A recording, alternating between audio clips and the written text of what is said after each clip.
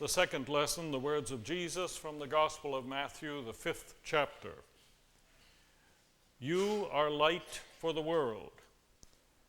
A city built on a hilltop cannot be hidden. So your light must shine in people's sight, so that they, seeing your good works, will give praise to your Father in heaven. Do not imagine that I have come to abolish the law. I have not come to abolish it, but to complete it. Anyone who infringes even the least of these commandments and teaches others to do the same will be considered least in the kingdom of heaven. But the person who keeps them and teaches them will be considered great in the kingdom. I find it quite amazing the way the Ten Commandments have hung around. Everybody seems to know of them. Most profess to believe in them. Ironically, only 10% of the population can name even 5 of them. But go on the web and type in 10 Commandments, and you'll come up with 17,334 sites. Some of them even offer us some alternatives like these. A woman's 10 Commandments of love. 1, I am thy main squeeze, thou shalt squeeze no others before me. 2, thou shalt not take the name of thy squeeze in vain or badmouth me behind my back. 3, remember our anniversary and keep it holy or else. Honor my mother and father. 5, thou shalt not kill my love by behaving tackily and making me embarrassed to be seen with thee. 6, thou shalt not commit adultery, nor shalt thou even think of it if thou knowest what's good for thee. And they kind of go on in that vein. You got the idea. We believe in the 10 Commandments, but how are we doing? No doubt there is a great deal of strong character and charity out there among the American people. We're among the most generous and religious of nations, but there is a dark side to us in this time as well. Cultural indicators point out that in the last 30 years there's been a 560% increase in violence, more than a 400% increase in illegitimate births, a quadrupling of divorces with the attendant impact upon a generation of children, and more than a 200% increase in the teenage suicide rate. But if there's been a relaxing of moral health, the real question I think that needs to be asked is this. Is it simply that as a people we've grown more rebellious and irresponsible and self-indulgent?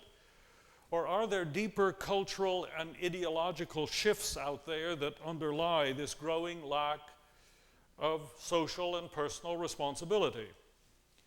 The scene is not just one of growing indifference to traditional moral standards. The scene is one of growing disagreement and confusion as to whether there are traditional moral standards anymore.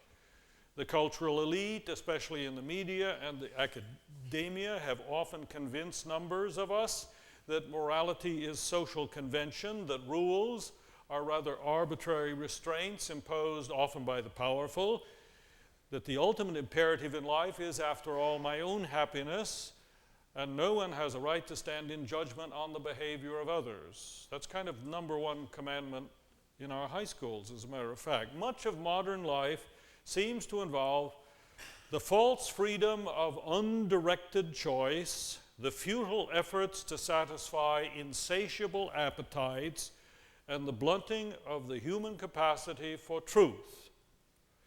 So against this pervading feeling that there are no absolute standards and everybody has a right to his own opinion, I wish to raise up an old word, a word which says simply, there is moral law.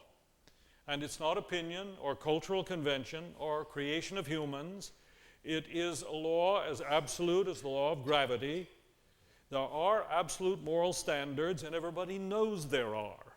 We may talk as if there isn't. We may rationalize and excuse our behavior, but in the last analysis, we all know there are limits.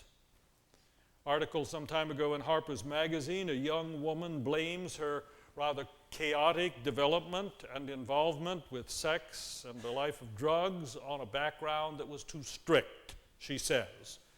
Many middle-class people, both men and women, were brought up, like I was, to equate responsibility with obeying external rules. And when the rules no longer work, they don't know what to do, she writes. So she ends up believing that real life consists in following your own personal emotional truth wherever it may lead you. Interesting, though, in the end it becomes clear that she has her own absolutes. She's not willing to tolerate her boyfriend messing around following his own personal emotional truth wherever it may lead him.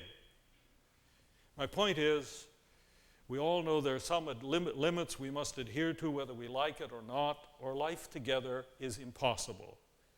And that's what the moral law is finally all about. It's not arbitrary restraints imposed on life by sectarian religious authorities. It is not rules handed down by preachers who are afraid that someone somewhere might be in danger of having a little fun. It's not human opinion or cultural convention that varies depending upon situation and circumstance. Morals are about the fundamental principles that make human health and life possible. Biblical writers, interestingly, always associate moral law with the orders of creation. The psalmist sings, "Your word, your law is firmly fixed in heaven, and you've established the earth, and it stands fast." Moral laws are not unlike the laws of nature. They're part of the structure of things. To be sure, there may be situations where moral principles collide, and we have some very difficult decisions to make. But by and large, the great moral principles remain just that, moral principles built into the very fabric of creation by our God. The Ten Commandments are the way life together in truly human community is constituted, just as the law of gravity is the way the physical universe is constituted. Without honesty, without reverence for life, without faithfulness in relationship, without respect for one another's possessions, without loyalty to one's heritage, there is no community. And without truly human community, there is no life or future for any of us. So there is moral law. And it must be written not only in our law books, but in our hearts. If the only thing that holds community together is the power of the state to enforce moral law, if the only thing that keeps people civil and law-abiding is the threat of getting caught and punished, we're in for real trouble. We can depend upon the state, I guess, to restrain the more violent and deviant, but we can live together, especially in a free society, only as most of us are self-governing. James Madison, as much the author of the Constitution as anyone, said this: "We have staked the whole future of our new nation not upon the power of government, far from it. We have staked the future of all our political institutions upon the capacity of each of ourselves to govern ourselves according to the principles of the Ten Commandments." In that vein, as we seek to extend democracy beyond our own shores, we need to remember that our own example is as important as any army. Jesus speaks of us as the light for the world. Well and good. Robert Bellah, well-known sociologist, University of Southern California, asks a very interesting question for these days. What kind of influence is America exerting on the rest of the world? Every great empire depends as much on its cultural influence as on its political authority and military might. American culture, through the movies, television, and the internet, pervades the world. But what's the message? The idea of affluence and self-indulgence as the meaning of life would not seem to be a firm basis for the dissemination of democracy. To what extent is our culture teaching the world the virtues of citizenship, self-control, care for others? These are the ideals that make democracy work. But it needs to be said also that self-governing people who obey implicitly an inner moral code, are not the creation of political authorities. They're the creation of families and religious communities who inculcate that code early And if it's not done then and there, if the internal governor of moral law is not learned early, it's very difficult for society to do much later on. One of every 3 American soldiers in the Korean War collaborated with the enemy, soldiers who were captured. This was such a high percentage of disloyalty that the president ordered courses for the military on allegiance and patriotism. They were written by Robert Byrd of the then New York Herald Tribune. Later, Mr. Byrd was asked to comment on his course, and he bluntly said, "The effort is not succeeding, and everybody knows it." Mr. Byrd went on to say, "Patriots can be made, for patriotism is a cultivated virtue. But its cultivation cannot begin at 18, unless it's already there in some measure, nor can it be cultivated apart from the other virtues such as courage, fidelity, duty, responsibility, self-discipline, self-sacrifice. In other words, a whole attitude toward life." Which leads me to my second point. There is a moral law, and sustained violation of that law, either as community or as individuals, destroys our lives. In other words, I think we desperately need in our time is this: to reconnect in our heads the relationship between morality and survival, between integrity and future. Not a matter of an angry God punishing us for our rebelliousness. It's a matter of us breaking ourselves against the laws of life. Dorothy Sayers, great English mystery writer, but also a bit of a theologian, puts it this way: the word punishment for sin has become so corrupted we shouldn't use it anymore. Because by punishment we really mean the inevitable consequence of man's attempt to regulate life and society in a way that runs counter to reality. Typhus and cholera are a judgment on dirty living, not because God shows an arbitrary favoritism to nice, clean people, but because of an essential element in the physical structure of the universe. In the state, the brutal denial of freedom to the individual will issue in time in a judgment, blood in the streets, because man is so made that oppression is, in the long run, more intolerable to him than death itself. The avaricious greed that prompts some to cut down forests for the speedy making of money brings down a judgment, floods, famine, because the sin of avarice in the spiritual sphere runs counter to physical laws of nature. We must not say that such behavior is wrong because it does not pay, rather that it does not pay precisely because it's wrong. Or if you want, the words of the famed psychoanalyst Erich Fromm of the last century, there are immutable laws inherent in human nature and human functioning which operate in any given culture, and these laws cannot be violated without serious damage to the personality. If someone violates his moral and intellectual integrity, he weakens, even paralyzes his total personality. He is happy, unhappy, he suffers. In spite of what he thinks, the problem of mental health cannot be separated from the basic human problem, that of achieving the aims of a really human life, independence, integrity, and the ability to truly love. So there is a moral law, and sustained violation of that law destroys life. Or let's put it positively. There is a reward to goodness, a real reward. Life in obedience to the law written in our hearts leads to happiness. Joy leads to real life. Listen to the psalmist sing. If your law had not been my delight, I would have perished in my misery. I will never forget your principles, for by them you have given me life. Oh, how I love your law. Now, I realize this morning I'm preaching to the choir, and I'm not talking to the choir behind me, okay?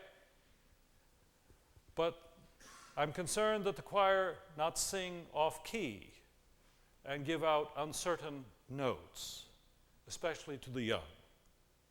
Here's one who sings about the joy of life lived toward the will of God, the happiness that comes of a good conscience. Where is the true fulfillment in life? It's not finally in financial success or pleasurable experiences or pure popularity. True joy and satisfaction in the long run arises out of the life of integrity, life lived to the best of one's abilities according to the best that is in us. Philosopher Frederick Robertson echoes the words of the psalmist, "I know but one way in which a man may come forth from his agonies unscathed, and that is by holding fast not only to the love of God, but to those things which are certain still, the grand, simple landmarks of the good life, in the darkest hours through which a human being can pass. Whatever else is doubtful, this at least is certain. It is better to be generous than selfish. It is better to be chaste than licentious. It is better to be true than false. It is better to be brave than a coward." And I hasten to add that there's nothing in the New Testament and Jesus that changes this one bit. Do not think I've come to abolish the law. I've come not only to abolish, but to fulfill it. Why would he say that? He would say that because there were those who heard him wrong. There were those who assumed that somehow the love of God weakened, in any case, the demands of God. If anything, the love that Jesus talks about heightens and intensifies God's demands upon us. For one thing, in Jesus, the emphasis is not just on law as restraint, thou shalt not, is more often a word about what we ought to do. Hence the traditional confession of the church, we have done the things we ought not to have done, and we have not done the things that we ought to have done. With Jesus, you see, there are sins not only of commission, but of omission. And it's really the latter that may be the more tragic. Sunday school teacher asked the class what sins of omission were. One bright young girl responded, "Those are the sins we meant to do but forgot." Perhaps our greatest failure as good people before God rests on what we could have done, but somehow didn't get around to it, of love and care for those in need of us. At least these are the failures that really haunt me. And none of us have arrived, but the real life, the only life worth living, is the life toward the law that we see in Jesus, that strives to fulfill it as he did, the life that gives and cares and endures against all the temptations and stupidities of this world. Of course, none of us arrive this side of the grave. We all have a long way to go. We're never in a position to pass judgment. Jesus, in fact, also emphasizes that fulfillment of the law in any measure is ultimately not our autonomous accomplishment. It comes only with reliance upon the love and forgiveness of God. But forgiveness is never excuse for indolence or self-complacency or resigning from the struggle. It is rather freedom from the mistakes and failures of yesterday. They're gone, so that we can take up the struggle, the very real struggle, again this day. God loves us as we are. Bless Mr. Rogers, he said it. But there's another word, God loves us as we are, so that we may become more than we are. Nian Chang is an 80-plus-year-old Chinese woman who now lives in this country, a widow. During the so-called Cultural Revolution in China, she was at first harangued and harassed because she held a house church in her home. She was beaten, deprived of home and possessions finally, and placed in solitary confinement for 6.5 years. A damp concrete cell, no communication with the outside world, barely kept alive with a diet so meager that her gums bled and her hair fell out. Once she was handcuffed for 11 days until her hands swelled, became infected and bloody, to humiliate her, to try and break her will and her faith. All they told her was she had to deny her faith, her commitment to Jesus and his way, and she'd be free and with her family again. But she somehow didn't do it because, as she said, it would have destroyed something inside of her very soul. Interestingly, she does not demonize her persecutors. Out of this experience, she writes, Is it not true that we all possess some destructive tendencies in our nature? The veneer of civilization is very thin. Underneath lurks the animal in all of us. If I had been brought up to worship Mao and taught to believe him infallible, I might have behaved exactly as my guards. But I was not brought up that way. So throughout my imprisonment, I turned to my God often and felt his presence and strength. In the drab surroundings of the cell, I knew magic moments of transcendence I'd not experienced in the ease and comfort of normal life. But my belief in the ultimate triumph of truth and goodness sustained me and renewed my courage to fight on. My faith sustained me in these darkest hours of my life and brought me safely through privation and sickness and torture. My faith enabled me to live from day to day and to do what I knew was right. To live from day to day and to do what we know to be right. I mean, what better way to try and live? What deeper peace than the knowledge that we have sought to be faithful? Against the craziness of the modern culture, we're grateful for the grace that has led us to seek his will. For it's the way that does ultimately lead to life here and hereafter. If your law had not been my delight, I would have perished in my misery. If I ever forget your principles, for by them you have given me life. Amen.